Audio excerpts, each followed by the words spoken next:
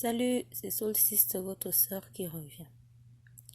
Donc aujourd'hui, on continue à parler de la haine des femmes pour les femmes, la haine des femmes par les autres femmes. Pour moi, c'est pas un sujet que je me lève juste pour raconter comme ça. J'aime beaucoup les femmes. J'ai toujours voulu aider et être là pour les autres femmes et je l'ai fait toute ma vie. J'ai été programmée comme ça. Mais je me suis rendu compte que les femmes, quand elles sont recrutées par l'esprit de Satan, ne peuvent pas s'empêcher de faire du mal aux autres. À cause de leur esprit de compétition, de comparaison, elles se font recruter par cet esprit pour faire du mal aux autres. Donc, premièrement, j'ai été rasée à l'école à cause d'une maîtresse qui n'aimait pas ma mère. Et donc, moi, la fille de ma mère, je représentais la haine pour elle. Donc, je suis allée à l'école un jour, elle m'a rasé la tête. Elle n'aimait pas mon chignon. Je suis revenue, ma mère était hors d'elle. Il y avait tout un chemin au milieu de ma tête. Les parents sont venus le lendemain pour qu'elle rembourse les cheveux. Elle n'a jamais voulu redonner les cheveux. Elle a préféré démissionner que de rendre mes cheveux. On ne sait pas où ses cheveux sont passés jusqu'à ce jour.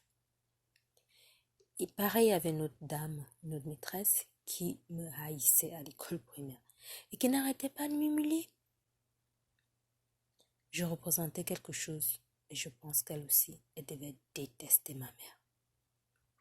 Et en tant que gamine, j'ai dû subir sa méchanceté. Tout au long de mon enfance dans le quartier, j'étais une petite fille timide et frêle. Et tout le monde m'appelait Maigrechonne. Et c'était des filles qui me menaçaient, qui me battaient.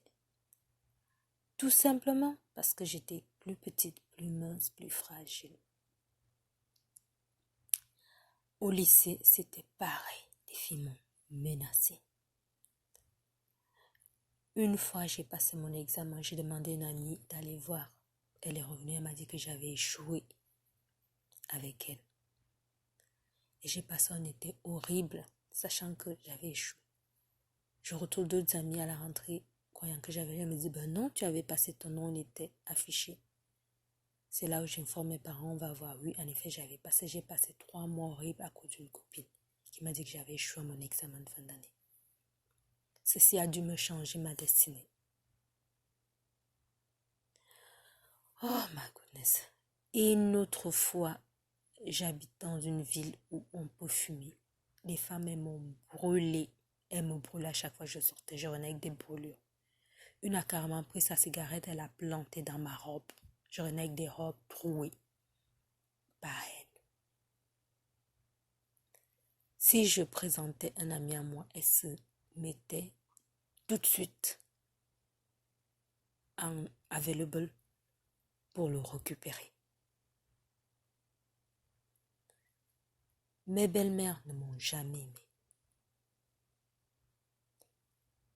J'ai dû subir toute ma vie d'adulte mon chemin d'aventurière, seule, sans aide de femme. J'ai eu des bébés que je suis allée montrer à ma belle-mère qui m'a rejetée avec mes bébés. Donc, pour résumer, à partir de la maison familiale où ma propre mère et ma soeur m'ont rejeté, abusé, le monde n'a fait que continuer. Donc, les femmes haïssent les autres femmes. Si vous avez eu d'autres expériences, je vous dis, c'est bien pour vous. Mais moi, je partage la mienne. Je n'ai rencontré que le manque de solidarité, d'amour, de loyauté, de support. Donc, j'ouvre cette discussion pour que vous m'apportez vos témoignages. Mais il faut mieux, il faut trouver des solutions. C'est ridicule entre nous, famille de femmes. Il faut qu'on s'entraide, il faut qu'on s'aime, il faut qu'on se supporte. On appartient à une même tribu, celle des femmes. On appartient à un même peuple, celui des femmes. La solidarité des femmes pour les autres femmes est une énergie, une force féminine qui a un gros poids, qui pousse vers l'avant. Parce que la féminité, c'est la force qui donne la vie. Quand on est entre nous solidaires, on ne peut donner que la vie.